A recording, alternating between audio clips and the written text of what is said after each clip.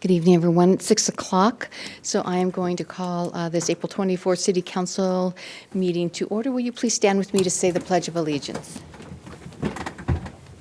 I pledge allegiance to the flag of the United States of America and to the republic for which it stands, one nation, under God, indivisible, with liberty and justice for all. Thank you. All right. And we will do roll call, and I want to start off first by saying Mr. Lavaca he made the comment that he would not be here, and the council did excuse him for tonight. So moving on, we'll start down at the other end here. Councilman Loy. Here. Councilwoman Kesty. Present. Councilwoman Diamond. Present. Councilman Henderson. Here. Councilman Koch. Present. And Councilman Burns. Present. All right, very good, thank you. And then moving on to approval of the agenda, I'm going to make the request again to move the public comment down to after new business so that if anyone wants to make comment upon discussion that we have regarding the business, they have the opportunity to do so. If the council is okay with that, I'll look for a motion. Madam Mayor, I need to recuse myself from number 4 on the consent agenda. Okay. All right, so we're looking for approval of the regular agenda, but this is make very that. good, thank you. I'll make that motion, Madam Thank Mayor. you. Second. All right, thank you. So we have a motion by Councilwoman Kesty, second by Councilman Henderson. Any discussion? Okay, all those in favor signify by saying aye. Aye. Opposed, same sign. Okay. Consent agenda, we do have Councilwoman Diamond saying that she's going to recuse herself from this vote, specifically because of item number 4. So with that, I am looking for a motion to approve. Madam Mayor, I'll make that motion. Thank you. I'll second it. Thank you. So I have a motion by Councilman Burns, seconded by Councilman Koch, to approve items 1 through 7 on the agenda. Any discussion? All those in favor? I'd like to just ask a couple questions about item number 4. I was reading that it was going to be zoned R5. Is that correct? If that's what it said in the packet. Okay. And the other week, listening about the shadow platting, it was brought up by Nicole that we eventually need to be brought up to an R4. So when are we going to be able to vote on what the actual zoning for that's going to be? What she brought up last week, or at the Well, last council meeting? For the Hanson property annexation specifically? With regards to it being shadow plotting, is that what you're saying? No. Because I think we got two different discussions going here. This is just reapproving the Hanson annexation. The shadow plotting is a different subject. And I'm aware of that. Well, what we're looking for right now, there's a motion and a second on the table regarding the consent agenda items 1 through 7. So, Okay. do you have any other questions? No, I just had a quick question about that, whether Okay. whether we could have it zoned as R4 or R5. Okay. But if we're not going to get an answer, then we can go ahead and vote. All right, so as I stated, we have a motion by Councilman Burns, second by Councilman Koch, to approve consent agenda items 1 through 7. All those in favor signify by saying aye. Aye. Opposed, same sign. Okay, motion carries.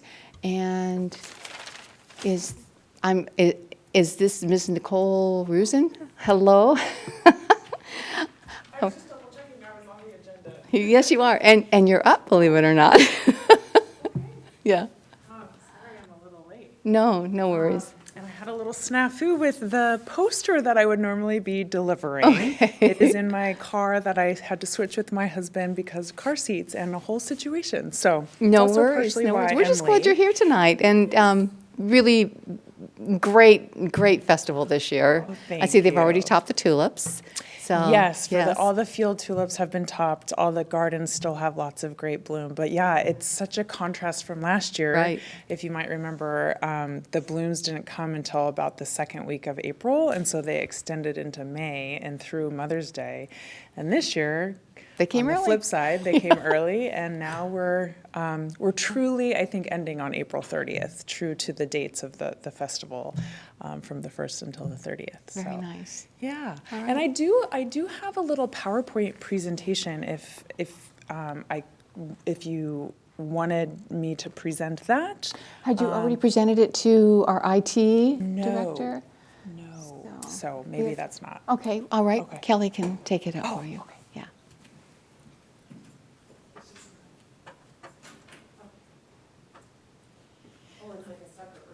Yeah, it is. It'll take just a minute. It'll take just a minute to do that. So I didn't know if you wanted to get started or waited until that pops up. Either way, we can do either one. Okay, I can get started. Okay. So thank you for having me. And I am Nicole Rusin. I'm the new executive director. So I started in my role in September. And I just wanted to talk a little bit about the festival and what is a little different this year than in years past.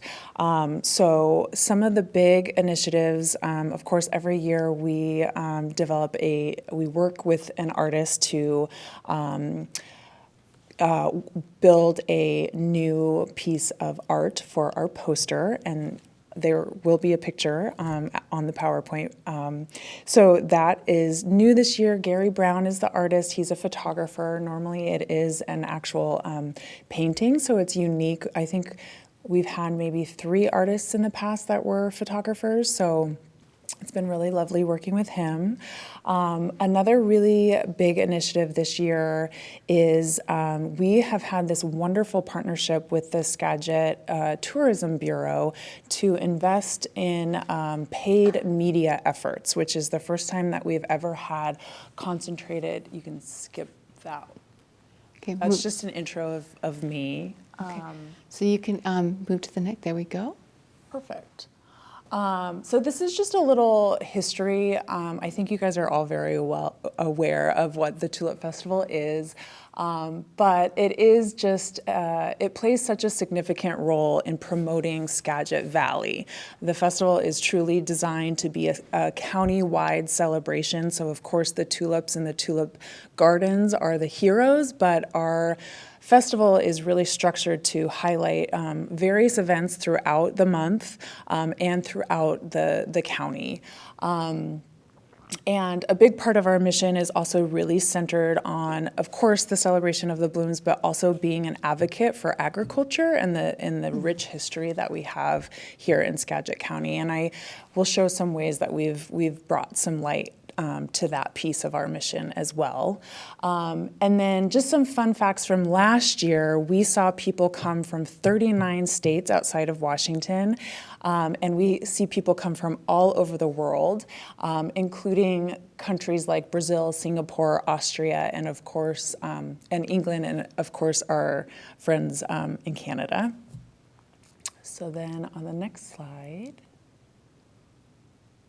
this is just some content that I have pulled together, and this is again touching on that piece of just being able to show some really great kind of behind the scenes footage of what it takes to plant these tulips. It's a big endeavor. All of the gardens work extremely hard to plant the fields and their gardens. So we don't have to play these, but these, I had an opportunity, for instance, to go on a planter and actually film the process of planting the bulbs in the fields. So this kind of just, there's content that's just showing, what it was pre-planting and then what it turns into being with these beautiful fields. And then next slide. I just have a curious question. Yeah. So you're talking about planting the field, so I thought maybe I could ask the question now. I was going to ask you at the end. But approximately how many bulbs go into the ground? Tens of millions is what we've been told, yeah. This is just an aerial shot of one of the fields. I think this is a very stunning, beautiful representation, again, of that agriculture that is so rich here. The next slide. So a little bit about why the festival matters. So obviously there is a huge economic impact. We did an economic impact study about 5 years ago, so it's a little dated. But at that time, we found that we see about $65 million of revenue that's generated from all the people that come here to visit Skagit County for the Tulip Festival. In addition to that, just the amount of revenue that is generated from the visitors that come here is pretty incredible. It's also just such a great way for us to collaborate as a community. There's a lot of partnerships that take place, a lot of businesses working together. So I think that it's just a really beautiful bringing together of our community. And then just the global representation. Again, through the Tulip Festival, we do put Skagit County on the map for people that have come here from all over the world. So next slide. Thank you for who's ever controlling this. So as I mentioned, there's the new poster. We have a brand new website, which I'm really excited about. We have the partnership with the Tourism Bureau that I started to speak to. We had, new this year, we incorporated a live auction to the gala. And then we have new festival apparel and merchandise. And then we have stood up for the first time email marketing, which is the first time we've ever been able to acquire emails and then send out email correspondence to people who have chosen to subscribe. So next slide.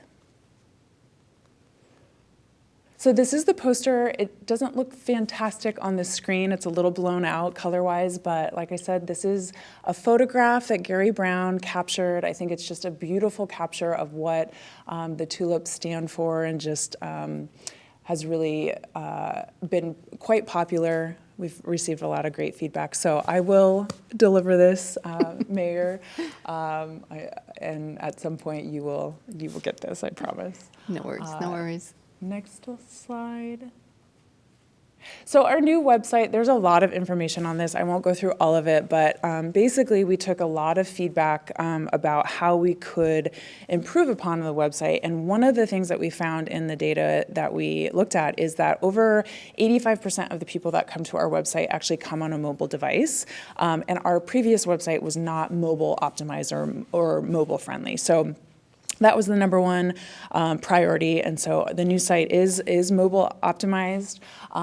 It's very user-friendly. We did some extensive research around where to place what through just some usability testing, and landed on where we landed with the new site.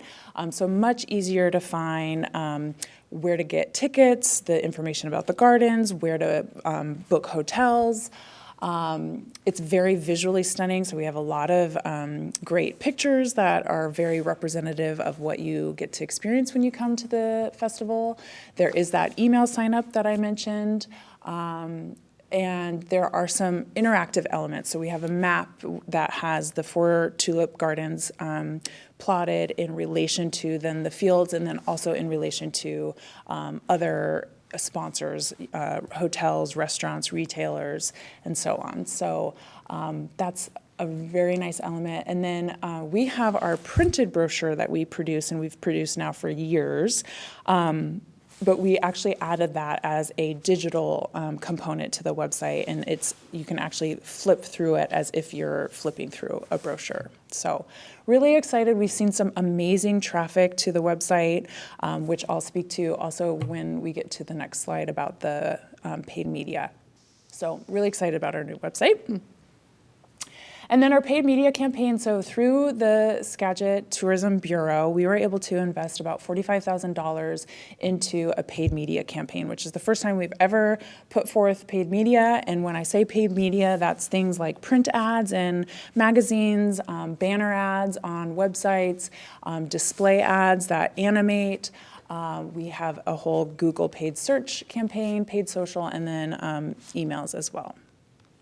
And the engagement rates of these have just knocked the industry average out of the park. So really exciting there. Wow. And then this next slide will show some of the visuals just the creative of that. So as you can see, we had a placement in Seattle Met and then also in Sunset Magazine, so big national publication. And then up in the top there, those are the animated banners I spoke to. So those are actually different frames animating. And then the paid social carousel there is just an example of one of our paid social ads. And then the next slide is some of our new merchandise. We have partnered with West Star Solutions, who does our printing, a local vendor in Mount Vernon. We have the new sweatshirts and t-shirts, and then some other additional merchandise like the tote bag and the journal. And we always do our mugs and our magnets and things that people really like to come and take away as a souvenir. And I think with that, I think that's my last slide. Oh, and this is just information about the Tulip Gardens. As you guys probably know, there are 4 different gardens that are part of the festival, listed out there. They each, one of the big messaging points that I have really discovered is a lot of people aren't aware that you think you come to a festival and you just get admission into one single thing. Well, that's not really how we're structured. So we're really unique in that we really try to point out that there's the 4 different gardens and then there's all of the various events throughout the county. So really trying to make that clear. And that I think is coming across really clearly in our new website too. Mm-hmm. I think that might be it now. Oh, just key events. So just highlighting the fact that all of our weekend events, we're approaching the end of the season now. We do have a pickleball tournament coming up this weekend in partnership with the Skagit Valley College. So last year it was the first time they stood that up. They had over 200 entries. I know that it's been very successful, and pickleball I feel like is taking over the world. So I'm really excited about that. But we've also just seen a really big success around our various kind of signature events. So Kiwanis Salmon Barbecue they've had some record-breaking days, which is really incredible. All of those funds go to a really great causes through that Kiwanis Club. The Tulip Parade was, I think, a big success in La Conner this year. The PACCAR Open House, my kiddos went to that, loved it, and I think that is a fan favorite, very family-friendly and a free event that they put on. It's the only time it's open to the public, which is pretty cool. And this is all highlighted on our website as well. So just really exciting things to really help spread the love of Skagit County and get people kind of all throughout the various towns and hopefully enjoying our various events. So with that, yes, my last slide. So any questions? Yes, go ahead. Councilman Clark. Yes, I love the Tulip Festival, and my family have been going to it for years. In fact, we have a Tulip Festival poster framed, the one of the flying trumpeter swans. Beautiful poster. That's my favorite one. Yeah, that's I good. love that one. But the question I had for you is, we went to the free local family night, and we really appreciated that. And I just want to maybe encourage that continuance. It was, I think, only one garden that did it. Because No, there were 2. Yeah. There were Yeah, 2 two? different Yeah, gardens there were did it. two. Tulip That's Town 2 and then separate- Tulip Valley Farms did it a week apart. Okay, I'm sorry. Yeah. Thanks for the correction. But I just want to encourage that because, as admissions fees go up, it makes it harder for families to afford it, quite frankly. Thank you. Yes, go ahead, yes. I just want to thank you for all that you're doing because it really is making a difference. We had several people come into our museum locally, and they were staying here as well, and they were traveling from Florida and all over. So it is making a difference here in our own community, so thank you. That's great feedback. Thank you. To follow up on that, I actually met a couple that came here from Japan. Oh, wow. To see the tulips here in Skagit Valley, and they said that they had seen it on an MSNBC reel that stated it was one of the top 50 places to see before you die. So it was on a bucket list. Wow. And, so that stuff is getting out and it's being seen, and our community is being So great. represented very well by what you guys are doing. I So love thank you. that. Yeah, we in the office also, we have a map of where people can put pins. And today we had a couple that came from New Zealand. And they grow a lot of tulips actually in New Zealand. So the fact that they came out for this, I thought was really neat. And I love hearing those stories of people that are truly coming here from all over the world.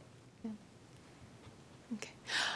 I just have to say, Nicole, that this is the first year that you've been at the helm, and it was brilliant. I love the changes that have happened. I do agree with you, even though some of them may seem minor, they took a lot of work. I know they took a lot of work and a lot of energy, but they have had a great impact.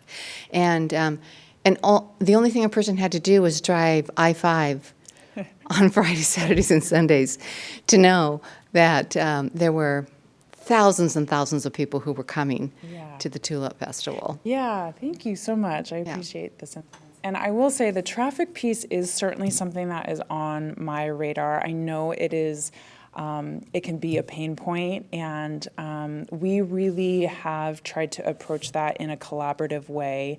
Ahead of the festival, we're making sure that, I'm meeting with the Sheriff's Department and the Washington Department of Transportation and Public Works and our first responders.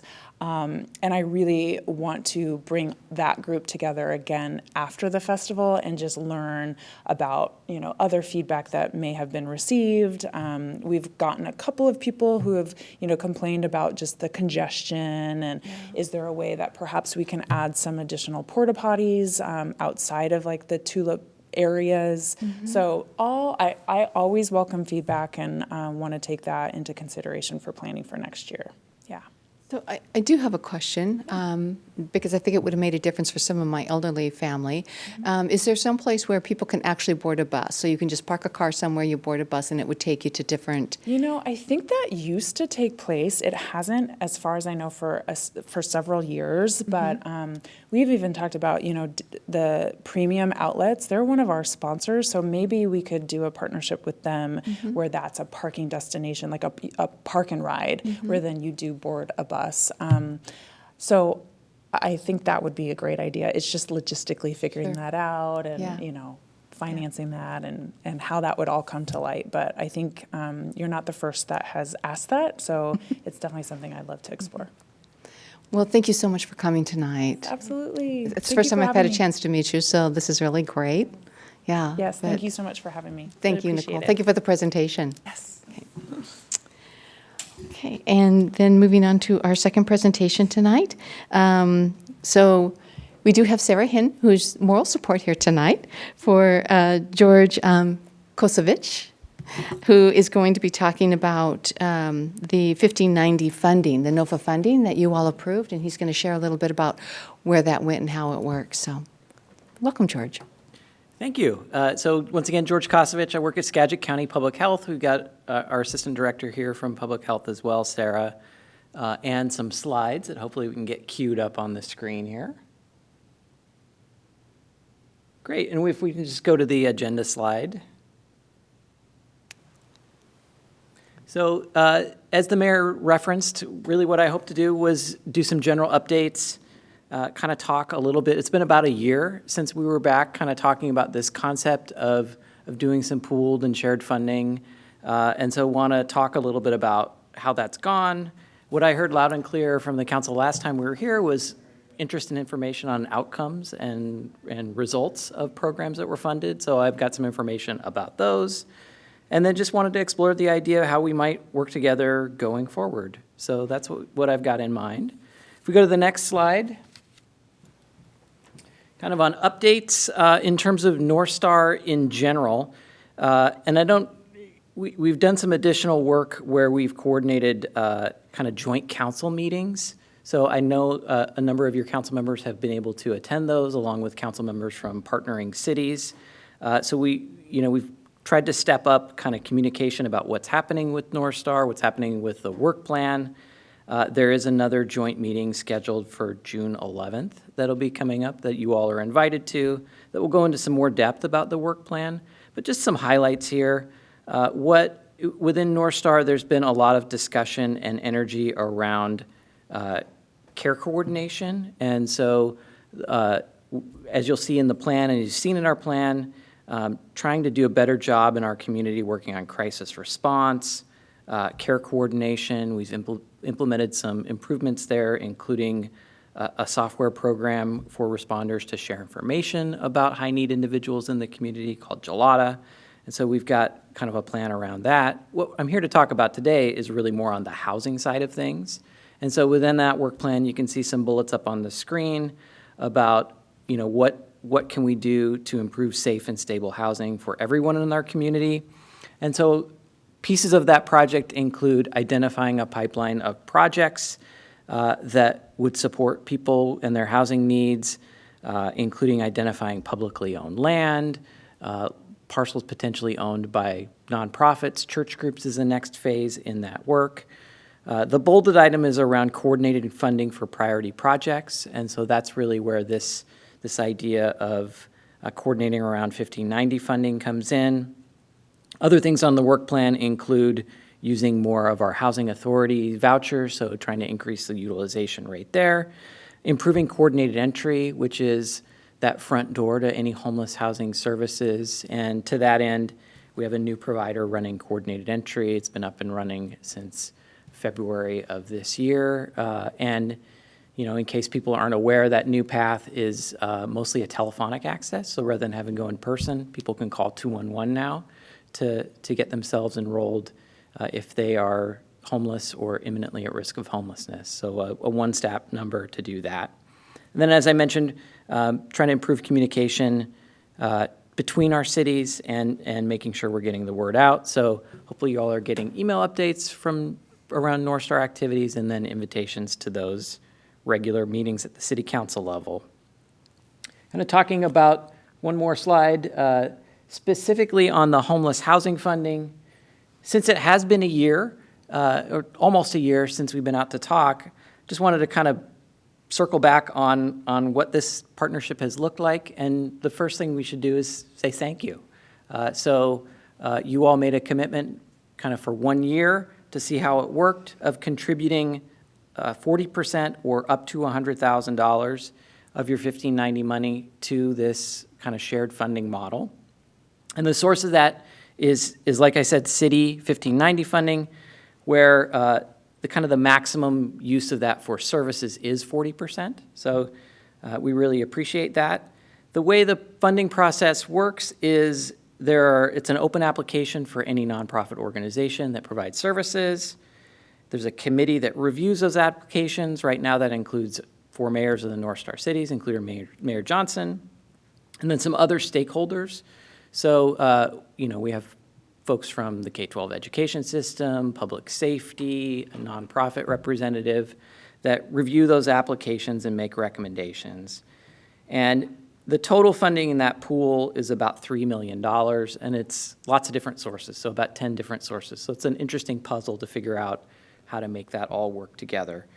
And so what we did in this last cycle was dedicate the city's funding to 3 different programs, and that's what I'm going to talk through, kind of what those 3 programs were, what they did, and then some results. So we go to the next slide. And, I also want to call out that we blended this with other state funding, used the state resources first. We haven't charged any county admins. All the funding goes directly to the programs, and the 3 programs are listed there. I think probably many of you are familiar with these organizations or services. You probably heard from some of them before. So the first being the YMCA Oasis Teen Shelter and Program. So they're specifically serving youth 13 to 17 with that shelter. They have a 9-bed shelter. And then they have ancillary services, showers, meals, case management. So really focused on youth under the age of 18 that are at risk of homelessness or homeless. The second is Skagit Domestic Violence Services, Skagit DVSAS, and that is it's a confidential emergency shelter for victims of domestic violence, dating violence, rape, child sexual abuse, stalking, elder abuse, sexual assault, and sexual harassment. They also do advocacy, support groups, community education, prevention, and so that was the second program funded. And then the third was Family Promise and their shelter program specifically. So they're based here in the city. This program is focused on shelter and case management for households with kids or pregnant moms. And in this case, I just would call out, this is the first time we funded this program with county funding, and the city's funding went a long way to helping fund that, essentially half of the program. So let's talk about results. If we go to the next slide. And this one builds a little bit. I think we think about kind of both, what are the program outputs? So really how many people were served, how many people received services, kind of that count, and then kind of the outcomes is what were the results of those program services? So I've split them up here, and you can see on the screen how they broke down. This is, in terms of the time frame, this is July 1st through essentially March. So 3/4 of a year-ish. And the YMCA Oasis program served 30 unduplicated youth. DV SAS was 101 unduplicated individuals, and then Family Promise was 27 unduplicated households. That represents 100 individuals. So a household size typically about 4. So that's kind of the count of services for those shelter programs. If this slide has some builds, so if we could go next. So then kind of on the outcome side, one of the things that we've got as part of our state system is a single database. So I referenced coordinated entry up front. It's kind of your one path into services. Each person that receives services is entered into a database that tracks their results and outcomes and kind of makes sure that there's not duplicative services. So they track exits, what happens with a person once they leave this shelter.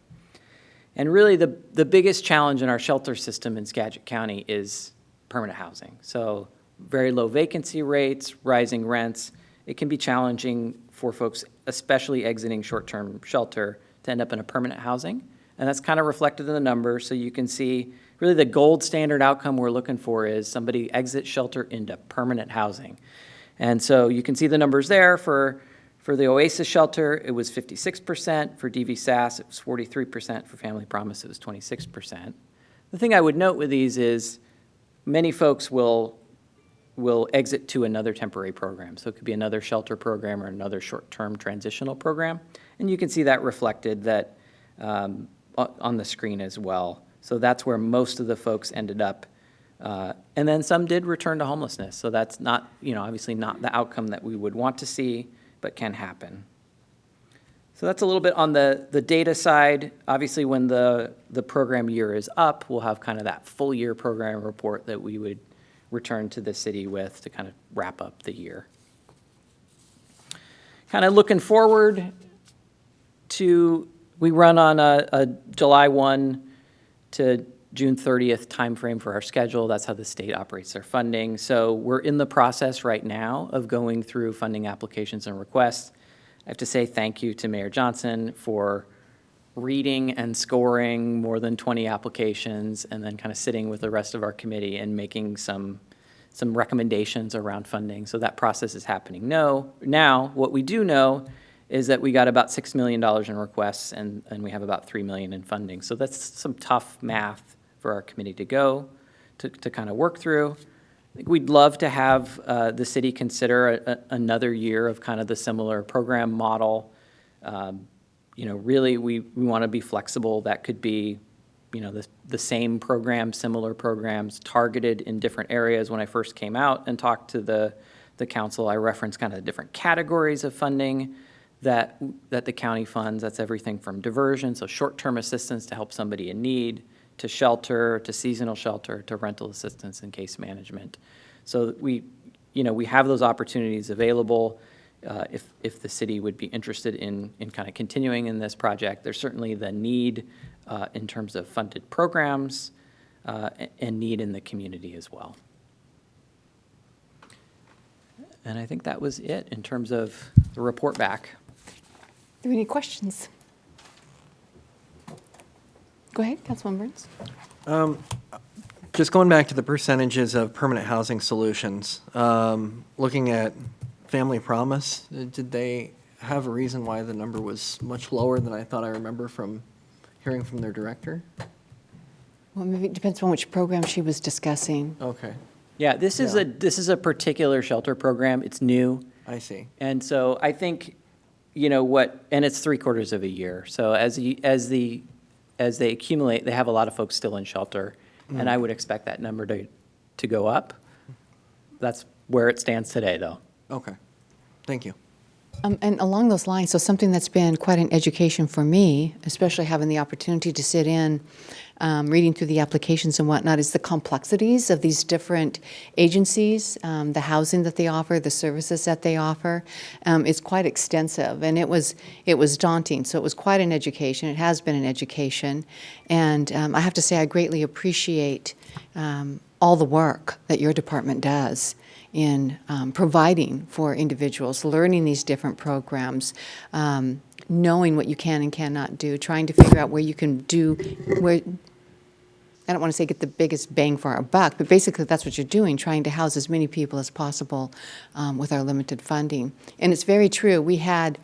There were 6 million, I read through all of them. There were several here from Sedro-Woolley, Helping Hands, Family Promise. There were those that were looking for the funding.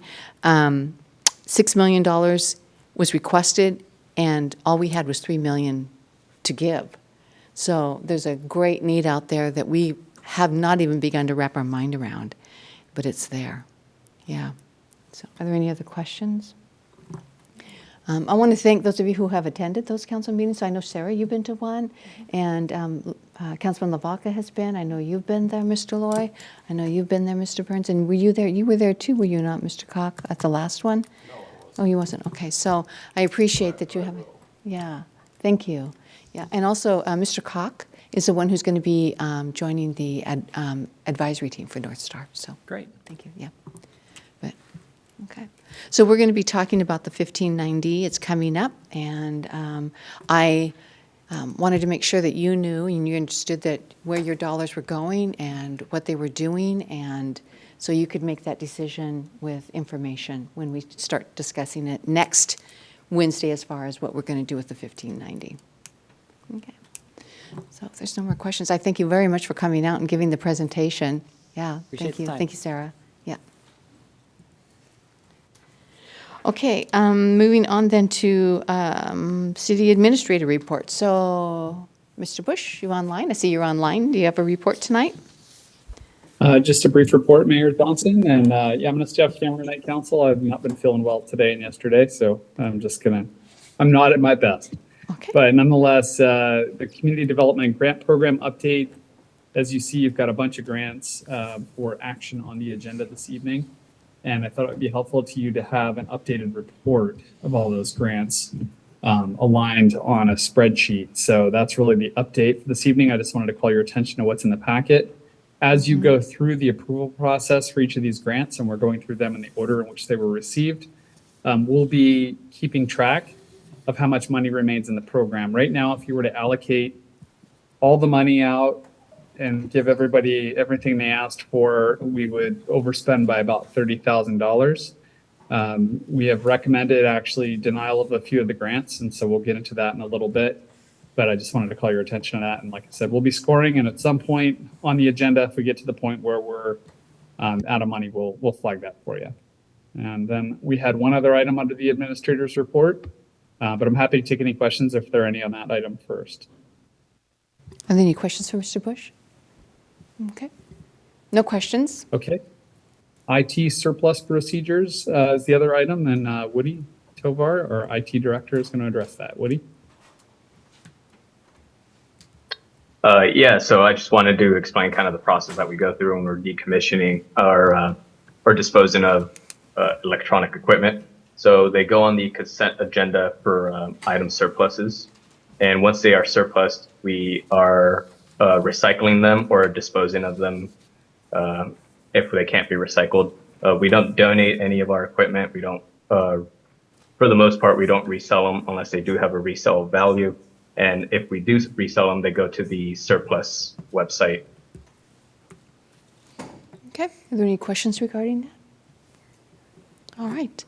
Okay. Thank you. And Charlie, we'll be hearing from you in just a little bit. Kelly, I wanted to thank you for running up that USB. Thank you for doing that. Appreciate that. Okay, moving on then to, there is no unfinished business tonight. Moving on to new business. And the first item is the professional service agreement. And I believe, Mr. Hiller, you have that. Yes, good evening, Mayor, council members, This item on your agenda was previously discussed with council at meetings last October and January. To recap briefly, grant approval was received from the state's Department of Commerce in a total amount of $625,000 for the required update to the city's comprehensive plan and preparation of a new climate element. Subsequently, requests for proposals were issued to solicit consultant responses, which were then reviewed by a city team.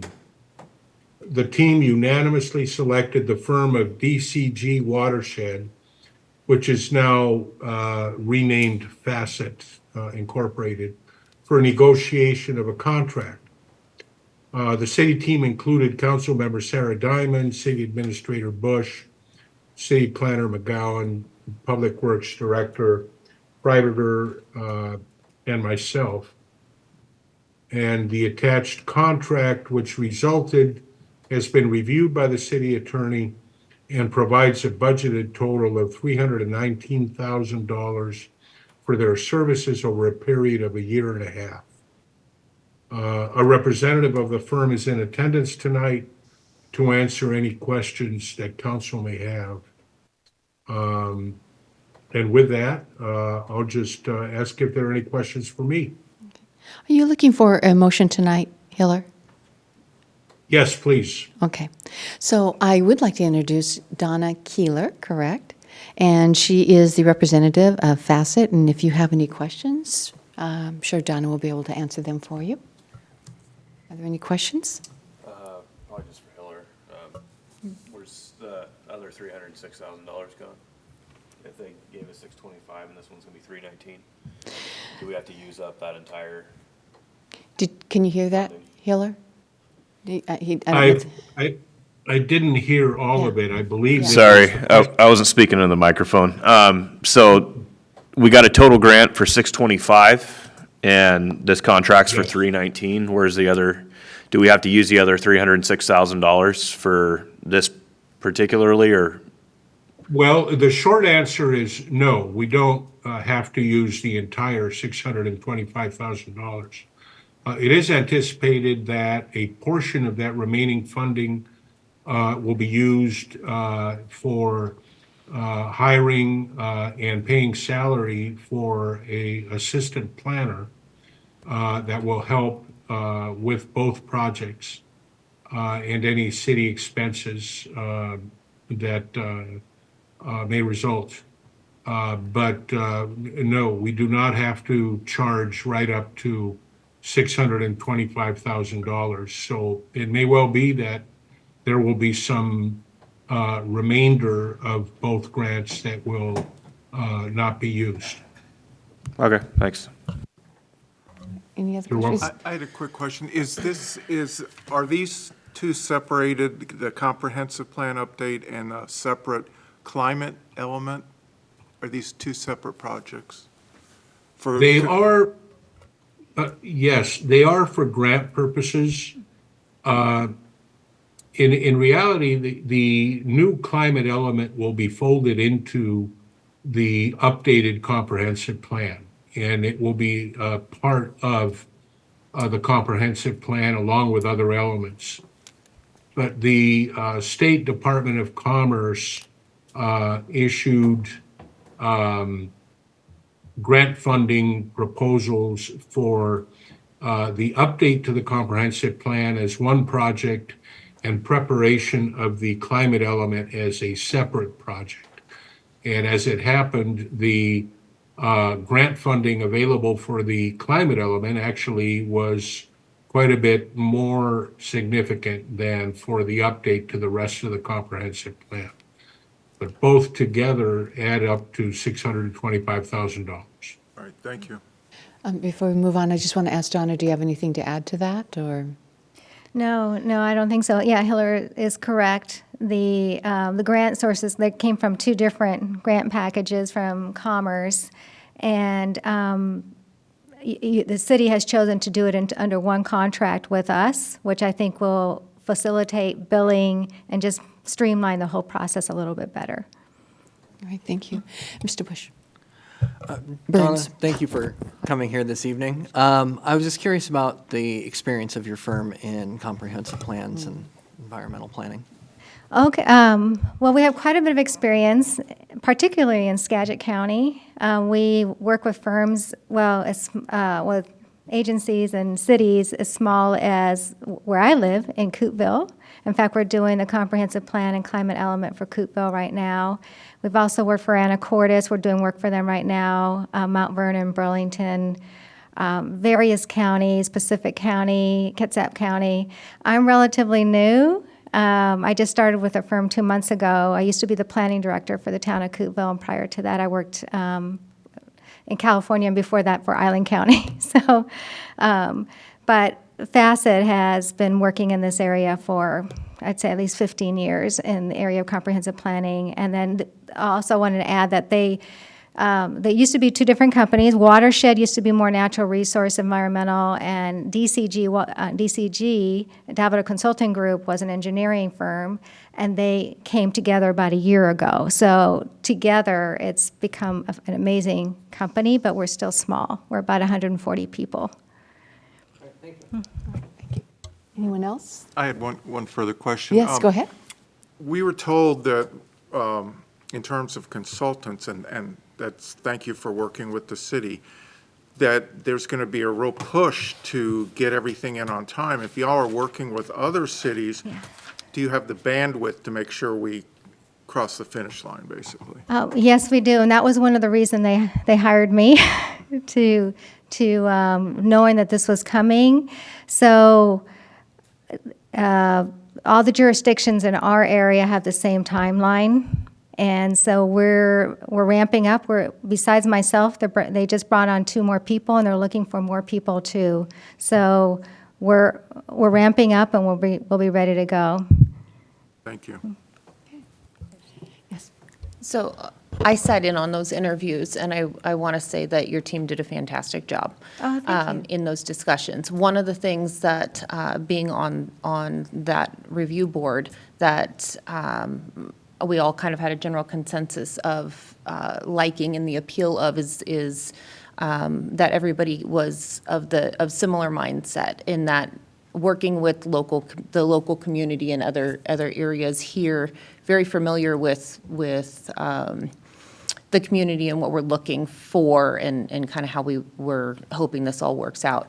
The other key piece to it is that you can do both the comp plan as well as the environmental issue. So when we go out to do surveys and stuff, we're actually saving by combining the two. We don't have to ask our constituents just, similar questions multiple times, paying double, doing all of that. So we're combining resources to come to one conclusion. Something else that was a key in all of it is that at any given time, we can ask for a time record and what's been done and where our costs are allocated and how much has currently been spent. So they keep records and logs of all of that. So if we have any questions about where they sit in regards to their time consulting, we can ask and they can provide. So that's fantastic. So we know where the money is being allocated and how that's being used. And then one of the other things that we had kind of discussed as well is that there is a possibility in a possible new administration in the state, not knowing how any of that is going to play out. There are some pieces of climate element that have been discussed as possibly not being necessary to move forward with, and I think we've had this discussion on the panel at any given time. So if the comp plan is not completely done in climate element issues, and there's certain things that we don't have to have in there because of those, we are not bound in stone to include those at the point of it. It's not done, it's not going to be bound in stone, and we have a consultant firm that is on board to work with us and where we are and what we want included in that. And so all of that was in discussion and was very open and honest, and I appreciated that. I just wanted to add to that, the project manager, Matt Covert, and Dan Nichols, the principal, they're at the Planning Association of Washington Conference, which is why they couldn't make it here tonight. So I just wanted to mention that. They wanted to be here, but they couldn't. But Thank you. yeah. Are there any other questions? Thank you, Sarah. Are there any other questions? All right, so, and thank you, Donna. Thank you. Yeah. So we are looking for an approval, a motion to authorize Mayor Johnson to execute the attached 2024 professional service agreement, number 2024 PS01, with Facet Inc., formerly DCG Watershed of Kirkland, Washington, for professional services related to the 2025 Comprehensive Plan update and the climate element preparation. Madam Mayor, I'll make that motion. All right, Madam thank Mayor, I'll you. second that. Thank you. So we have a motion by Councilman Burns, second by Councilwoman Diamond. Is there any more discussion? All those in favor signify by saying aye. Aye. Opposed, same sign. Okay, motion carries. Thank you. And thank you, Donna, for being here tonight. Yeah, and thank you, Hiller. So Thank you. I was remiss. I kind of jumped ahead here in the agenda, so I did not give the council or myself an opportunity to give a report. Two options here. We can step back and do it now, or if you'd like to do it at the end of new business, we can do that as well. Is there a preference? No preference. Okay. All right, why don't we just keep moving forward, and we'll plug it in maybe at the very end, right before the public comment. How's that? Thank you so much. Thank you for being gracious about that. Thank you. All right. So the second item on the agenda is the interlocal agreement, Sedro-Woolley School District, with the school resource officer, the SRO. And it looks like, is there a motion for this tonight, approval of this tonight? Charlie or Chief McElraith? Mayor Johnson, we'd appreciate that, certainly. If the council feels ready to do that, we did have a prior work session discussion on this topic, and we'll update you in just a minute Okay. on what's transpired since then. Okay. Well, who would like to start this? Would you, Charlie, or you, Chief? Go ahead and start it, and then we have Dr. Mickelson available as well online, and Very nice. Chief McElraith in the room, and they both can talk about the school district and the policing side of this. I just really wanted to briefly cover the interlocal agreement piece of this, which is what ultimately sets it in motion and allows it to happen. We've talked about a lot of this before, so I'm not going to go back over it too much, but the general cost split is 75% for the school district, 25% for the city. Reason for that is the SRO is going to spend about 75% of the year with the school district in the schools, and then during the summertime and during breaks when they're not on vacation or doing something else, would be available for patrol. What has changed since we last had a discussion on this is we did go to the school board, and they considered this item on a first read on the 22nd on Monday night. And there was a request to add one line, which we've done. That's why we updated the packet, and our apologies for that, but we wanted to get you the latest and greatest version of it. The one line that we added simply provided clarification that the SRO will be available as a training resource to staff of the school district to provide more information on emergency management and safety related issues. And so with that, we have an ILA here that I believe the school district's going to be supportive of the overall language based on the conversations that we've had. And so we would recommend your approval this evening. Again, as I mentioned, the chief and Dr. Mickelson are here to answer any further questions you might have. And at this point, I'd just open it for questions and see where you'd like to go with it. All right, thank you. And welcome, Dr. Mickelson. It's good to have you online. Is there any questions for either Dr. Mickelson or Chief McElraith? There are none. Okay. Go ahead, Councilman Burns. I was going to make a motion if nobody has any questions. All right. Looks like you can go for it. All right, Madam Mayor, I'll make a motion to approve the City Council to establish a school resource officer program in partnership with Sedro-Woolley School District. All right. Do I have a second? I'll second. Okay. Jinx. Go ahead, it can be yours. Okay. I gave up my second. Very gracious. Okay, so we have a motion by Councilman Burns, seconded by Councilwoman Kesty, to approve the interlocal agreement between the Sedro-Woolley School District for a resource officer with the city of Sedro-Woolley.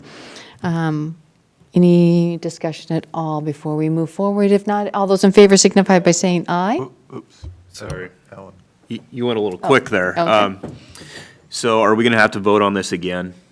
Or is it No, just when the school this district is approves it? It's a then recommended then it's action. done? The action is to authorize me to execute the interlocal. All right, that's all I wanted to know. Okay. So, all right, all those in favor signify by saying aye. Aye. Opposed, same sign. Okay, motion carries. Thank you, everyone. Okay, moving on then to Charlie Bush, and it looks like, and Kelly, regarding the list of authorized positions to create a part-time HR analyst position and expand an accounting technician position to full-time. And who would like to start this discussion? I'll go ahead and start it off, and then I'm gonna send it over to Kelly to talk more about the finance department side of it. Okay. So this is a follow-up to our discussion about an HR manager, where we got a lot of great feedback from the council, and it was evident to us that there wasn't support to fund an HR manager at this point in time. We did point out in that work session, a lot of the issues that we've got going on around HR, and one of the biggest ones is having an employee currently in a bargaining unit handling a lot of confidential work. And that is probably the most pressing thing that we'd like to address. And the council feedback we were getting was indicating that you would appreciate us using some additional consulting help. We're going to evaluate that. That's not a part of this action, but it's something we're committing to. But we would like to get that confidential work out of the union. We have spoken with our bargaining unit, AFSCME, and they are open to moving that work out. And so that is what we're proposing here through an HR analyst position. That would be half-time, unbenefited. The HR analyst is essentially, it is literally, within our grid, about halfway between the HR manager and our current HR assistant role. So this is a higher skilled level than we currently have on staff when it comes to technical HR skill. I included a job description in here as well to give you a little more background. And this would just get us moving in the direction of starting to make some changes in HR. It's possible down the road we might look at making this HR analyst a full-time position. There are a lot of different ways we could go. It depends on how the consulting works out as well. But for now, we're just asking for half-time unbenefited. And we've broken down the cost implications of that in the agenda memo. That's a part of this, but we're talking about the finance department as well, because our HR assistant also does payroll, and as a part of moving the confidential HR work out of that person's role, they would go full-time in payroll. At the same time, we've had an additional opening occur in finance. And before I talk more about finance, I'm just going to turn it over to Kelly to pick it up from there. Yes, so good evening, Council. Just want to talk about first the payroll position that we discussed a lot in detail at the study session. It would just open up having our payroll clerk do full-time payroll would just open up for more time to do that work, just resulting in less payroll errors, more time to devote to quarterly and annual reports that are required by different federal and state agencies regarding payroll. We also historically have had that position track some utility tax payments. That's kind of outside payroll, but some of that additional capacity could go back to tracking those utility tax payments. So not the tax on the city's own utilities, but those outside agencies, making sure that that we're tracking those and know that those entities are making those payments. Right now, it's on a they do it on their own. We don't bill anyone or send out any reminders for those types of things. So that may fall back into that role if we have capacity for it. The other thing we talked about at the study session was increasing the finance department FTE, so the full-time equivalent, up by half an FTE. We previously discussed having 2 part-time staff. We have a great part-time person currently, and we wanted to keep her. So instead of requesting a full-time position, we're asking for a second part-time. However, a loss to the city. She is leaving us next week. So this would be a great opportunity to, instead of having two part-time individuals, having one full-time accounting tech in that position. The primary role of that position is customer service focused, answering phones and customer interactions at the counter. And as you know, the finance department is the primary reception in City Hall, so we really value having someone available to answer those phones and at the counter. The position also handles a lot of other administrative tasks, utility posting. We have 3 utilities and bill all of our residents monthly, so there's a lot of payment that comes in and needs to be processed. Also, park reservations and refunds for all of our parks and facilities go through that department. The other crucial thing of that role is backup and support for accounts payable, as well as for the other department or other areas in the finance department. And it's really crucial for our other staff in the finance department to allow uninterrupted work time. Right now, we have 4 hours of coverage every day with our current part-time person. The rest of the load generally falls on 2 of our staff, our deputy clerk and our accounts payable. So for 4 hours a day, they're getting up to answer the phones, work on the counter. And we really value that. That wouldn't end. Everyone works at the counter, but I think it would be amazing to have one dedicated person to do that task, so all of our rest of our team can spend more focused time on their core responsibilities. We've included in the packet just some information specifically on accounts payable about the increase in capacity over the last several years.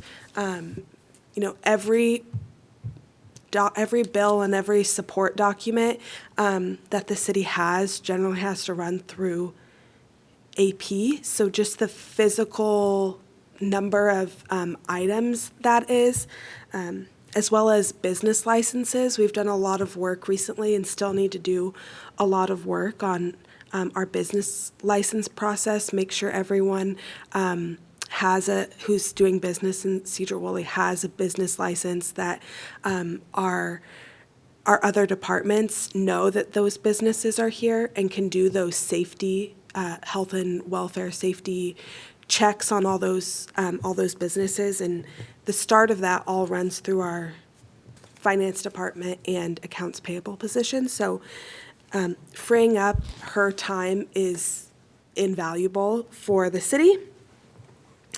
I know I've been talking a lot. I just got like 2 more paragraphs. We also did some research just to give you guys an idea of how we compare to other cities and how other finance departments run with their number of staff. So we use the AWC every year. They do a salary survey, which includes all the positions for those cities. We pulled some data from there. We also use some of the cities we used as comparables for our recent AFSCME negotiations. And then we called those places to make sure the data we were pulling was correct, just to get an idea of the amount of finance staff they have to run as comparable an operations as we could.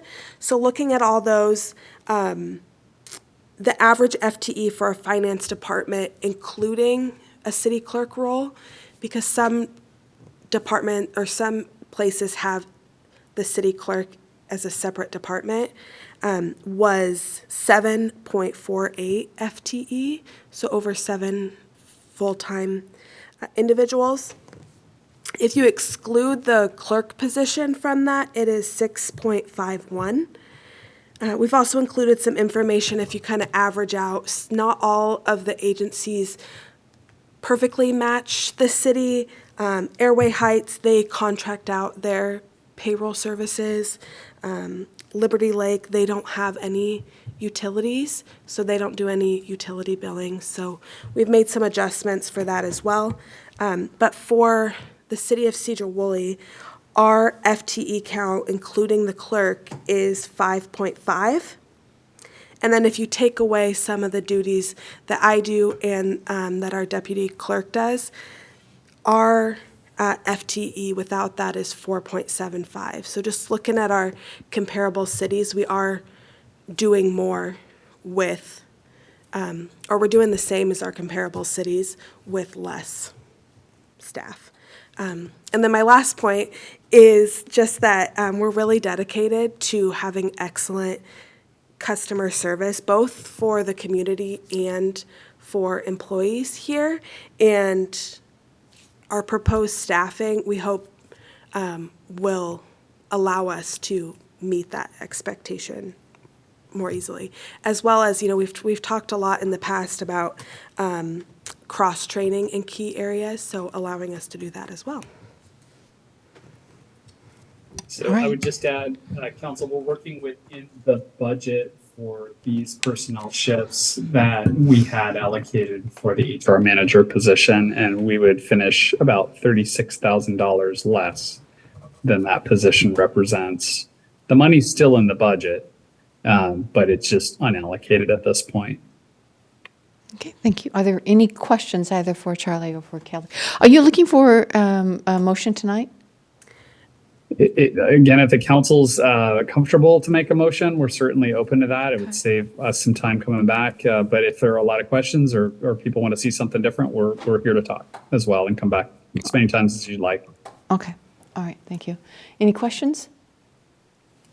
Yeah, I've got one. Yeah. Now, somebody you wanted to keep is leaving, is that correct? That's correct. Okay, so you were asking for 2 halves, 2.5s, so now you want to turn it into a 1, correct? Yeah, we, our current part-time accounting technician, just with her, with her schedule, she didn't want to become a full-time staff. So we initially wanted to keep her and then add a second part-time person to have somebody in that position 8 hours a day. So now you got 1 person leaving, so are you looking for 1 full-time position to add to what you have now? Yeah, we're taking away half with the individual leaving and adding a whole. So it's an increase to our FTE count of 0.5. I think I got it. Okay. The part-time position will become a full-time. Okay, any other questions?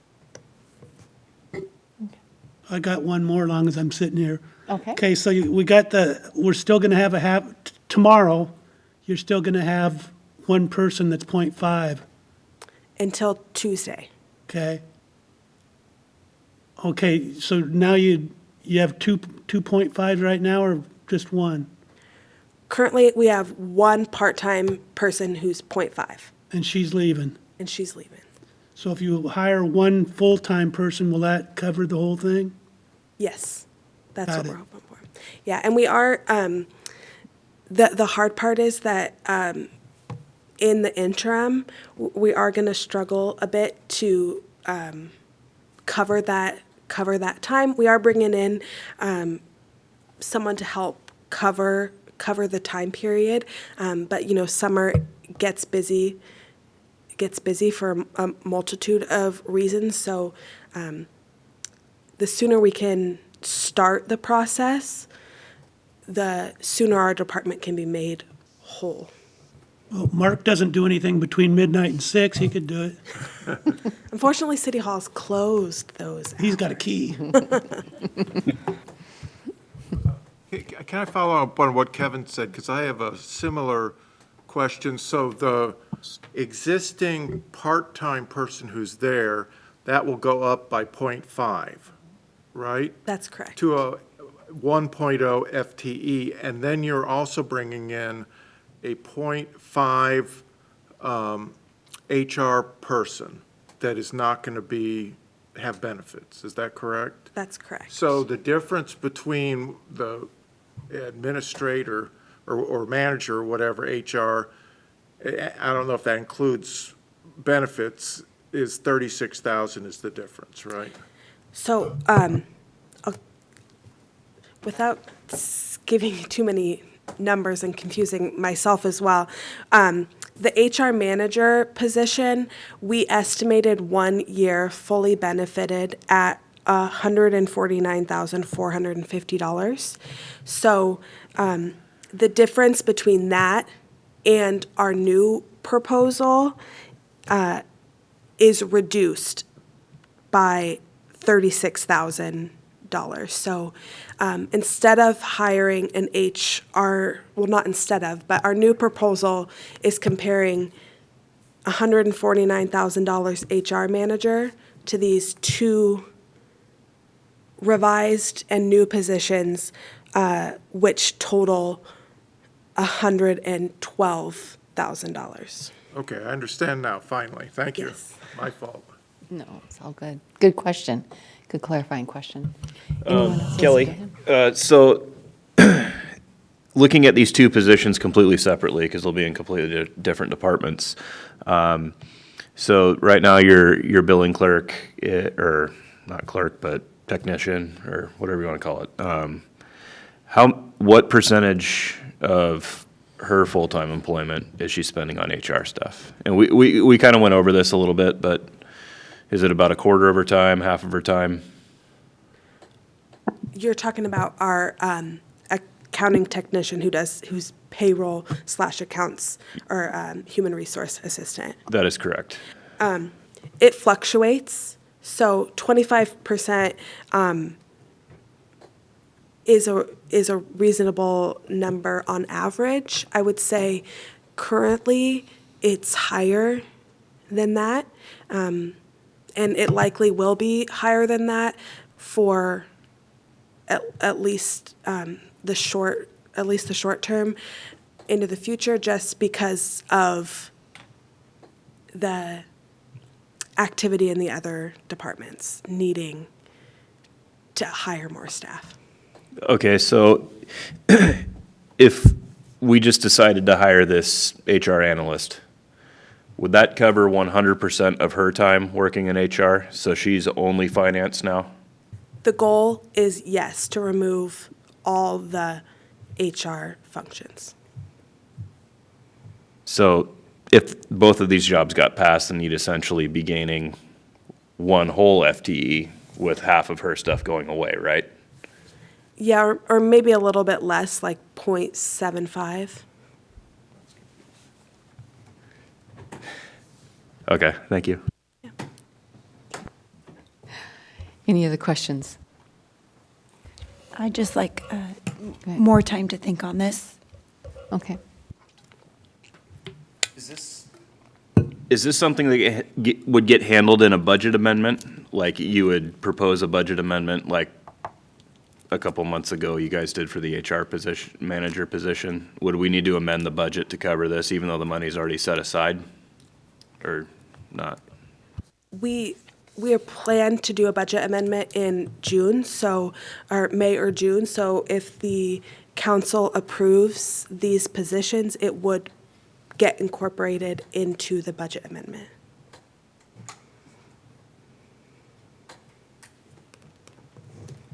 But we could hire for these positions before we approve that budget amendment, or not? Yes.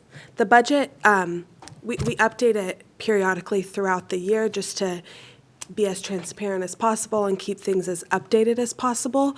But technically, if the FTE count is approved, we can hire those positions because the budget is the total amount we can spend within that fund. So we would not be close to hitting in May and June, hitting our total already approved budget for the general fund is where these activities would be. Okay, and as a director, what is your plan for after Tuesday? Well, we brainstormed a lot. The mayor gave us a really great idea to look into a employment service, but that kind of sparked the idea. We have our former EMS billing clerk who worked for the city for many years and is very familiar with the front counter. You know, we may have to update her on a couple of processes, but we reached out to her to see if she was available. She is retired. See if she was available, and thankfully she is. I mean, she's retired, so she has a couple of vacations planned, but the benefit she would provide to the department, she fits in great. She's a very positive person. I don't know if she's on tonight. She said she might, so thank you, Carol. She was willing to come in, so we would sign a professional service contract with her. Right now, we're thinking a maximum of 8 weeks. We hope to get a new person in. So we would have a contract with her for 8 weeks, and she would come in and fill that role part-time. Same thing as our current person who's leaving for about 4 hours a day in the middle of the day, depending on what we work out with her. And we already have the funding for the HR person. Was that not approved back in January when we do our annual amendment? Council did pull it out of the budget, although those funds were not reallocated to any other activity, so. But the funding is there. Correct. All right. So Councilwoman Kesty would like more time to think on this. What does the rest of the council want to do? I'm okay with thinking on it. Okay. All right. We will pull this and we will bring this back to you, I believe is it the 14th? The second Wednesday in May? Or the 7th? Maybe it's the 7th or 8th. 8th. Maybe it's the 8th. Something like that. Yeah, that's a work session? Yeah. Yeah, we have things lined up for that, okay. All right, so we'll bring this back May 8th. Yeah, go ahead. Can we add that to the agenda as a discussion topic for the work session?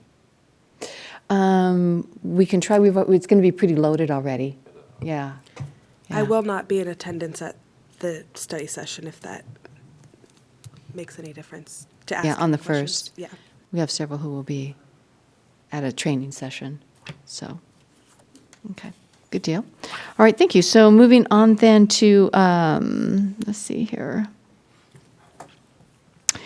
Number 4, the Community Development Grant, Ultimate Physiques, Inc., and revised budget for the Community Development Grant for Cascades Fabric. So, Mr. Bush.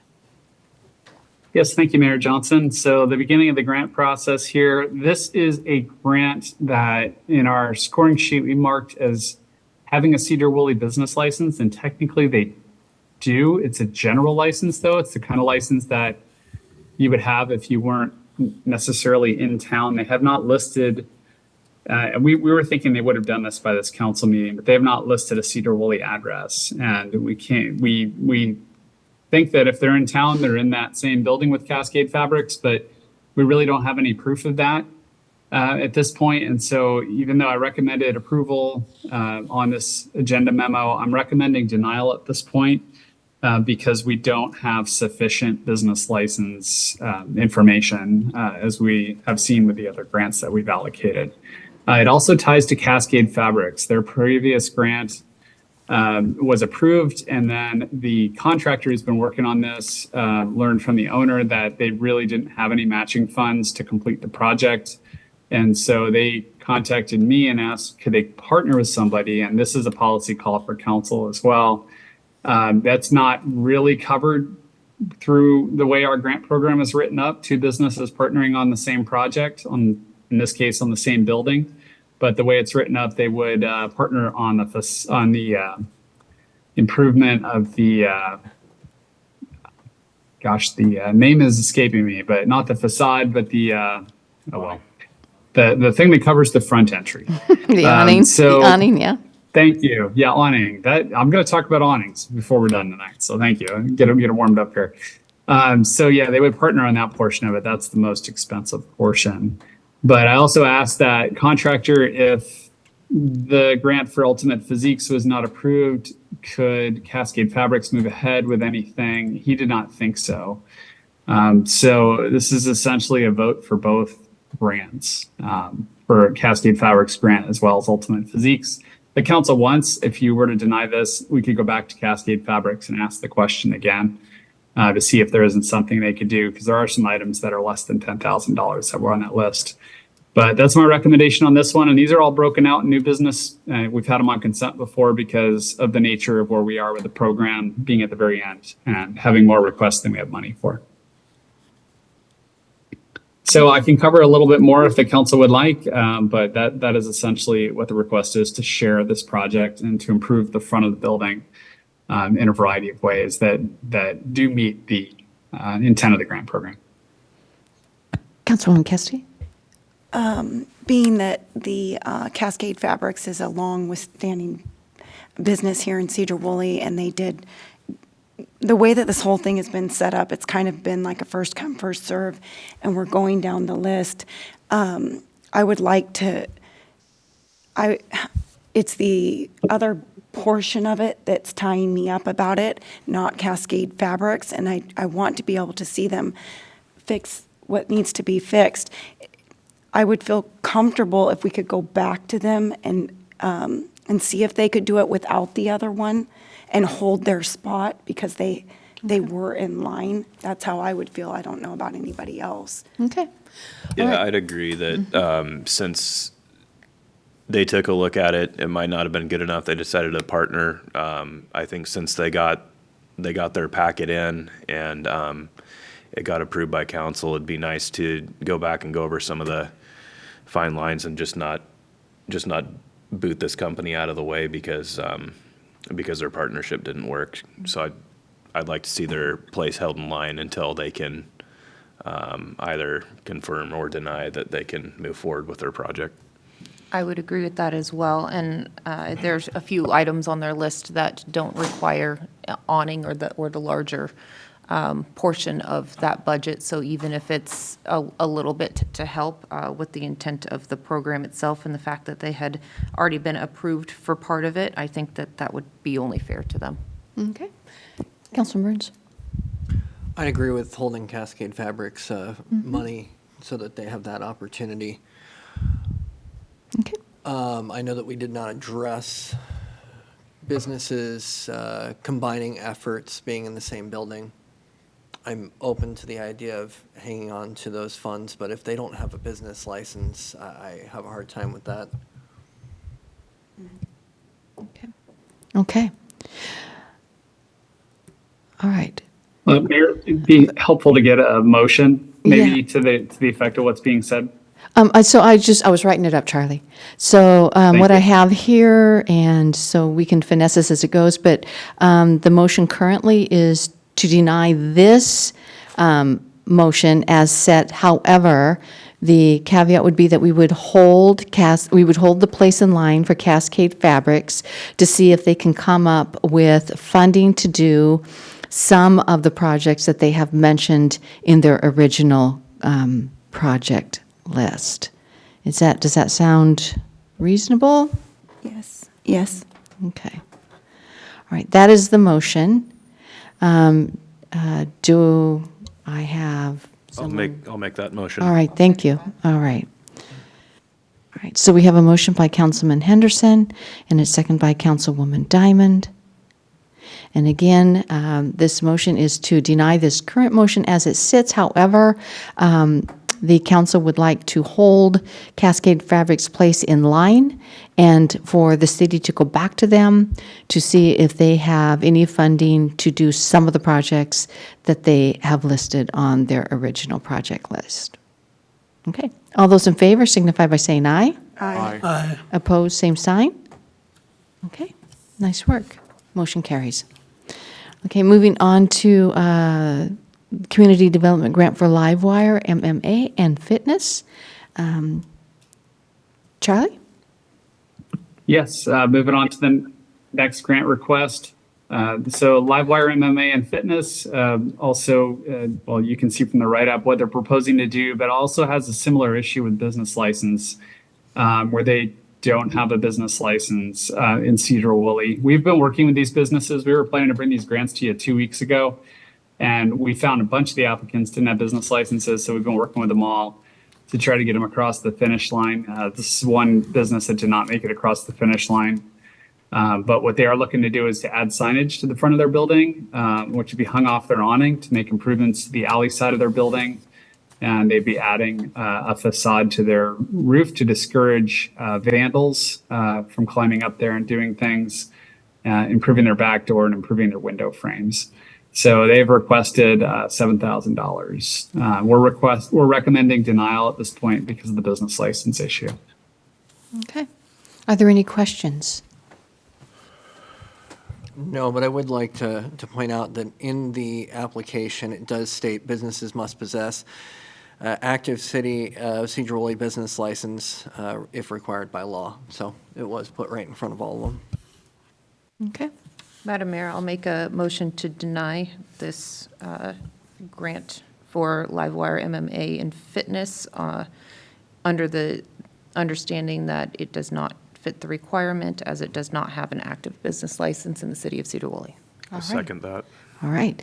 So we have a motion by Councilwoman Diamond, seconded by Councilman Henderson, to deny the community development grant to Livewire MMA and Fitness due to not meeting the requirement of a business license business permit. All those in favor signify by saying aye. Aye. Opposed, same sign. Okay, thank you. Motion carries. Next item is for the community grant for Bonnie Joe's. Yes, Mayor Johnson. So Bonnie Joe's does have a business license, so I'll just start there. And a little bit more about what they're looking to do. They were the 16th applicant to the program. They're looking to replace their 1970s era front windows with updated venting windows with grids. In the back of the building, they're repainting all of the wood trim and cleaning up the brickwork and small awning over the door. They're also removing 2 of the 4 metal cooking oil drums and painting the remaining 2 to match the window and door trim. So you can see some renderings and what they submitted, and we're recommending approval of this grant for $10,000. Okay, any questions for Charlie? Yeah, we're getting close to the end here. What's our ledger balance before this is approved? Yeah, before this is approved, you have spent $112,000 of $140,000. So you still have, whatever that is, $28,000 to go. I'd make a motion to approve Bonnie Joe's Cafe grant application. I'll second that. I'm Okay. sorry, Jim. So we have a motion by Councilman Henderson, seconded by Councilman Koch. All those in favor to move forward the community development grant for Bonnie Joe's Cafe signify by saying aye. Aye. And opposed, same sign. Very good. Motion carries. Next item is the Boys and Girls Club of Skagit County. Okay, I'm just going through about 10 tabs on my computer here. All right, here we go. Boys and Girls Clubs of Skagit County asked for $5,000. That's the maximum for a nonprofit. They're looking to make external improvements to their space. At the middle school, they would install new signage for the Sedro-Woolley Clubhouse, clean up the front of the building by pressure washing and painting the facade using volunteer labor, and updating the building's landscaping. Because they're a nonprofit, there's no business license issue. We're recommending approval of this grant for $5,000. I'd like to say something, and I would strongly support this. The Boys and Girls Club provides a great source of recreation. They have the kids do homework. Full disclosure, my wife worked there for many years. They do wonderful work for the youth of Sedro-Woolley. Plus, there's a compelling economic facet to this as well. A lot of these families, childcare is so expensive in this area, I know, from past experience, and they provide a place for the kids to go while a lot of their parents work. So I just wanted to speak up for Boys and Girls Club. All right, thank you. Madam Mayor, I'd like to make a motion and approve the grant for Boys and Girls Club of Skagit County. All right. Second that. All right. So we have a motion by Councilman Burns, second by Councilman Koch to approve the Community Development Grant for the Boys and Girls Club of Skagit County. All those in favor signify by saying aye. Aye. Opposed, same sign. Motion carries. Moving on to the Community Development Grant for Cascade Learning. Yes, thank you, Mayor Johnson. And just to update the tab here, we're at 127,000 at this point. So we got about 13,000 left. Okay. So this particular grant is a small one, so it won't take too much off that amount if you decide to fund it. $1,749. It's for improved signage for a new business in town, Cascade Learning. They were the 18th applicant to the program. They'd install new signage for their business, both on State Route 20 and new pedestal signage as well. So that's the nature of their request. It's pretty straightforward. They do have a business license as well. Okay. All right. This one's modest. $1,750. They're going to put up improved signage. I'm okay with it. I'd make a motion to approve. I'll second. All right. So we have a motion by Councilman Henderson, second by Councilwoman Diamond, to approve the community grant for Cascade Learning in the amount of $1,749.75. All those in favor signify by saying aye. Aye. Opposed, same sign. Okay, motion carries. Community Development Grant for Integrity Stone. Yes, Mayor Johnson, Integrity Stonework, another business that was not able to get across the threshold for a business license. So we're recommending denial for that reason. But before I wrap it up, I do want to say that they were the 19th applicant. They were looking or are looking to replace and repair the parking lot on the west side of their building. They want to set up an outdoor slab yard for their materials and for display, and accommodate more parking during Lager Rodeo. They were and are requesting $10,000, and you can see more of the details of their proposal in the packet. Okay.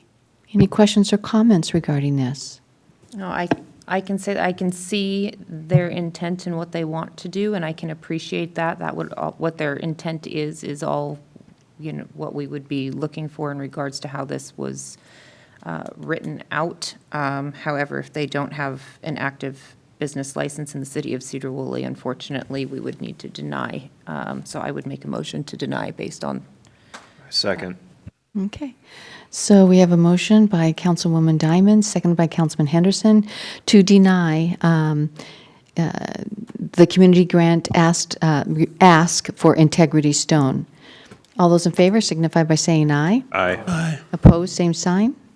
Okay, motion carries. Moving on to Sedro-Woolley Flowers. Yes, Mayor Johnson, Council, Sedro-Woolley Flowers has requested $10,000. They do have a business license. They've moved to a new location, and they are now at Woodworth and Metcalf. There was just a ribbon cutting there last week. They're the 20th applicant to the program. They would like to power wash the stone on the outside of their building, repaint the trim on both sides of the building, bringing back the burgundy and green original color that the building had, removing the backlit sign from the old business that is out on Metcalf.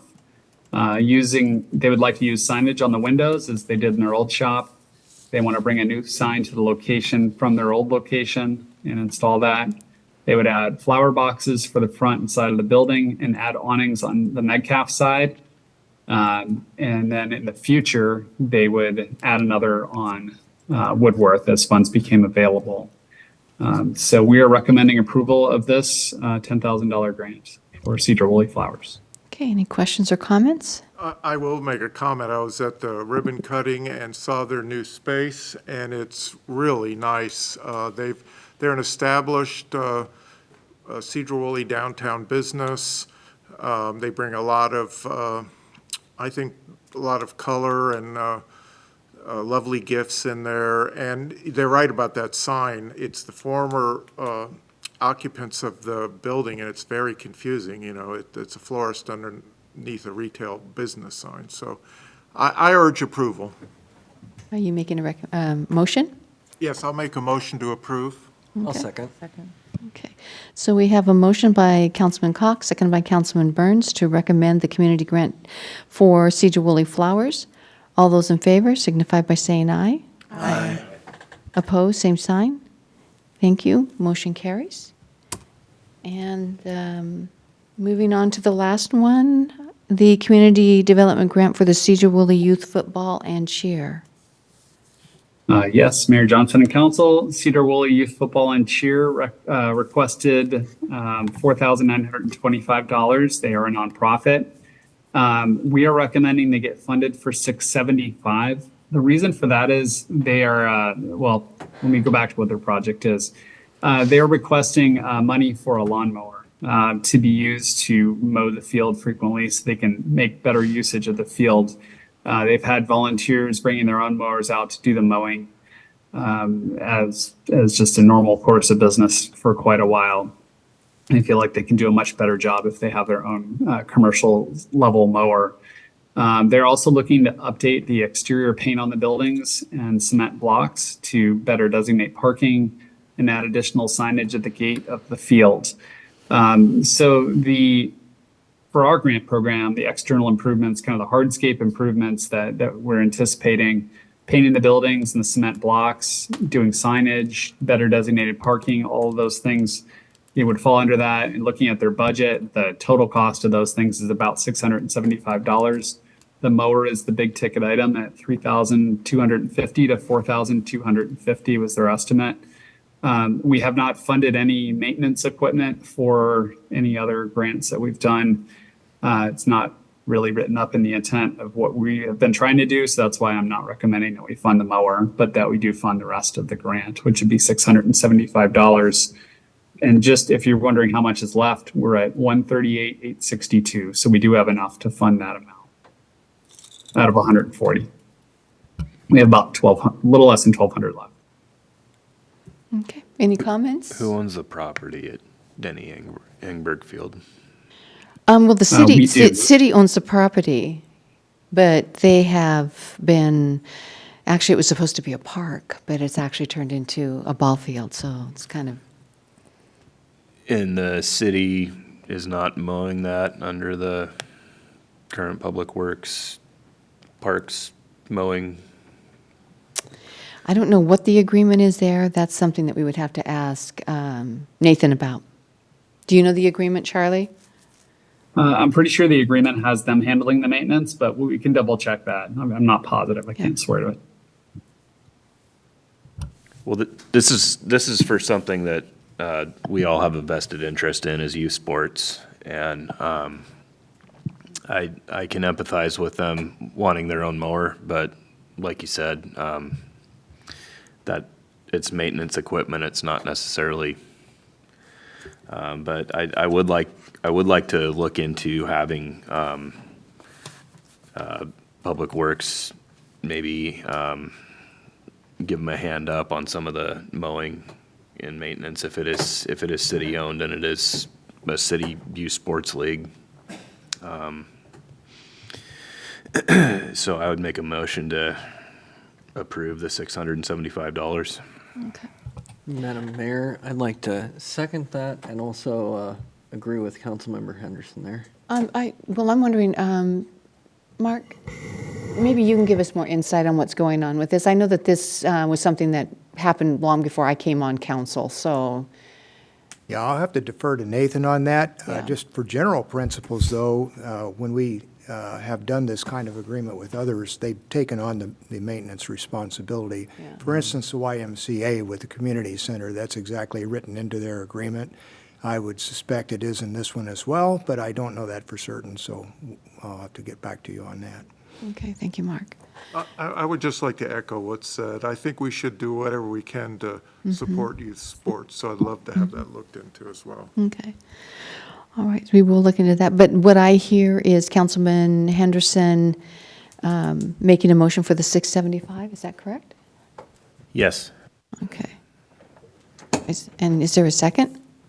Was that you? Okay. Second, yes, I second it. Okay, okay. So we have a motion by Councilman Henderson, seconded by Councilman Koch to approve the Community Development Grant for the Sedro-Woolley Youth Football and Cheer in the amount of $675.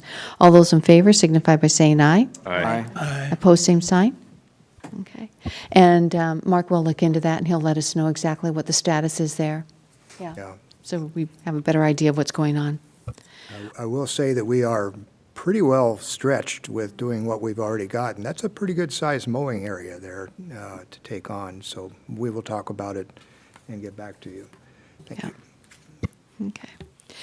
So, as I mentioned earlier, I was remiss in not allowing the city council to give a report, so we'll do that now. I'll begin with you. Councilman Lloyd, do you have anything to report tonight? Yeah, I just had a little, I wanted, Woody, can you put that picture up? He probably went to sleep by now. Anyway, I just wanted to let you know that this is the Skagit County's newest park that nobody knows about. I was up there Friday, and as you know, I've been on the County Parks Board for 22 years, so I just thought I'd let you know, you'd be one of the first ones to know about the new county park. It won't open for about 2 years. It'll take that long for all the permits and all that stuff, but if I can get up there, anybody can get up there, and it's a really cool place, so when it opens, go visit it, and that's your newest county park. That's very cool. Located. The Beautiful. end. Beautiful. Yeah, it's great. Especially the noise, the noise of the waterfall, and Yeah, it's pretty. Where's it located? you go up, where Howard Miller is? Yeah, sure.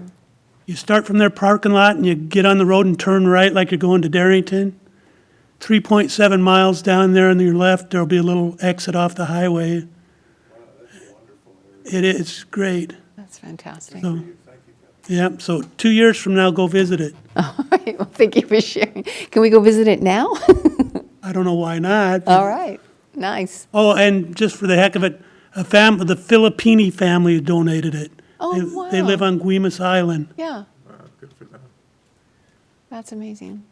How generous and a gift to us. Thank you. Yes, Thank you. ma'am. And anything else before I move on? Anything else, or is that it? Okay. Councilwoman Kesty? I don't have anything tonight, thank you. Okay, thank you. Councilwoman Diamond? A couple things. First, last week I attended the AWC seminar on the GMA background, just for a better understanding of the entire process, and so I just wanted to share that. Second, District 11 and Sedro-Woolley Little League held the Bob Hickman Memorial Tournament at Janke Fields last weekend. We had 28 teams came out between Skagit and Island County. We played on 4 fields from morning till evening, and it was a fantastic turnout. There were a ton of kids. A lot of people came into the community that wouldn't otherwise have come in, and a wonderful set of volunteers that came in and helped do everything from set the fields super early in the morning, umpires, parents, local community members, first responders under the med tent and all the work. So it was a great opportunity for the community, and we hope to see that happen again as we hoped that this becomes an annual tournament. The next thing is that we had a strategic planning meeting prior to this one. We discussed a little bit about our 25-26 update, and that will be coming to council for further discussion. Charlie is reviewing that as well with some of the administration, and so that will all be coming forward. And then I'm also happy to see all the grant applicants today. I think that initiating that end date really created that sense of urgency, and it's exactly what that intended to do. So that was great to come through and come into that amount. And also with that sense of urgency now, it's left to the applicants to start putting the wheels in motion and getting everything done. So it'll be nice to see how that translates itself and all of the projects that it creates. And then lastly, I wanted to give notice and thanks to the Sedro-Woolley Police Department, Fire Department, their associations. They sponsored, the associations sponsored a couple local Little League softball teams. And last week, they played each other. And it was quite the sight to see. You had even off-duty officers come in uniform to support both teams as they were playing each other, police versus fire. So you had police and the fire together supporting all of these kids, and it was just amazing to see. The kids were so excited. They lit up. They felt that community support. And it was amazing, the feedback that I've received from the community at the fields, and even the following, they're still talking about it. The kids were super excited. The families felt very thrilled to have that kind of support. And so I hope that sorts of things happens again, but it was also very fun to kind of see that brotherhood rivalry, outside and within the community. So I wanted to say thank you for being a part of that. That's fun. Thank you, Sarah. Councilman Henderson. Just real quick, looking around town the last week or two, a lot of this community development grant work has actually come to fruition. We're looking great around town right now. Also, Blast from the Past is coming up sooner than we think, and it's going to be car show season here in town for June and even into July. So there'll be more information to follow on some of the car shows coming up. All right, thank you. Councilman Koch. Just a few things. Yesterday via Zoom, I attended the AWC Ad Hoc Committee, which is basically just looking at the composition of the organization. And there was a lot of discussion about the board and how many big city, little city, medium cities are on it. So it's very interesting. They're going to have listening sessions on what we've come to, and it'll be available to all of us. I think in District 14, they haven't, just watch their that thing they send out for it. And then, Chief, I know you guys are doing a great job on speeding in the city, and you've done a lot in my area, but I did get another complaint along Fruitdale between 20 and McGargyle. The houses along Fruitdale there are really close to the road, and a lot of those people have kids, and they're really concerned how fast. I mean, the speed limit's 25, but it's like and I know you've posted patrol cars there in that area, and I appreciate it. And last but not least, like I said, I attended the ribbon cutting for Sedro-Woolley Flowers. It was great to see established business both expanding and blooming. Sorry, I couldn't resist the pun. That's great. Thank you. Councilman Burns. I wanted to thank everyone who came out to Helping Hands sponsored event last week, Neighbors Night at Tulip Valley Farms. We had a great showing. I'm on the board there, so I spent a couple hours greeting people, and it was really wonderful to see all the smiling faces. So just thank you for everyone who came out and supported us. All right, thank you. I do not have a report tonight, so with that, we will move on to public comment.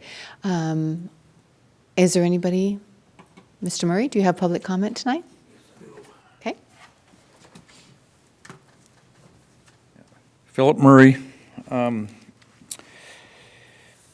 The mowing situation you were having in this, it used to be a park, and now, or it is a park, and then that cheerleading group gets to use it instead. The city should be mowing that. It sounds like, unless it's in the contract, not to. But the city is mowing all kinds of properties around here that the city does not own. And if they stop doing that, which they should stop, they would probably be able to cover that. Like I told you, they parked out the 2.5 acres of railroad property by the football field with excavators and loaders and dump trucks and everything else. And the big brush cutters, they're cutting the railroad properties there. They go down all the highway down to the hospital. That's railroad right-of-way, or it's highway property. It's not city. And it just doesn't make sense that you could do that.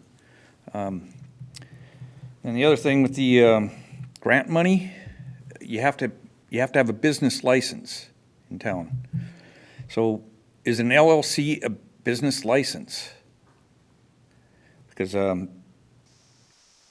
the Bigfoot restaurant, whatever, that didn't work out, did they, I believe they had applied, or was it the owner of the property that applied? The owner was an LLC, and do they have a business license in town? And did they get that grant? So if they're an LLC and they don't have a business license, then they don't deserve that grant.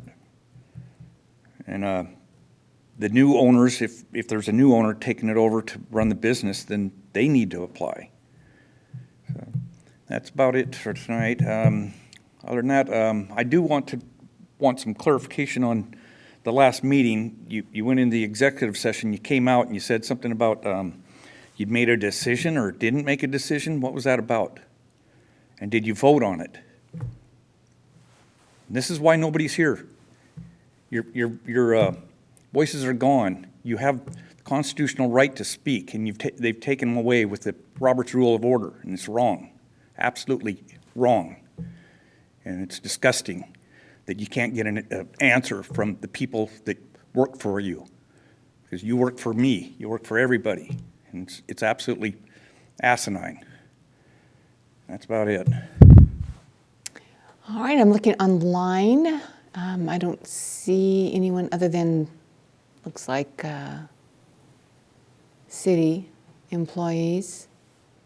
If anybody online would like to do public comment, please raise your hand and we will unmute your mic. Okay. I don't see anybody but city employees. Do you see anybody, Woody? Nobody has raised their hand, so Okay. I think we're clear.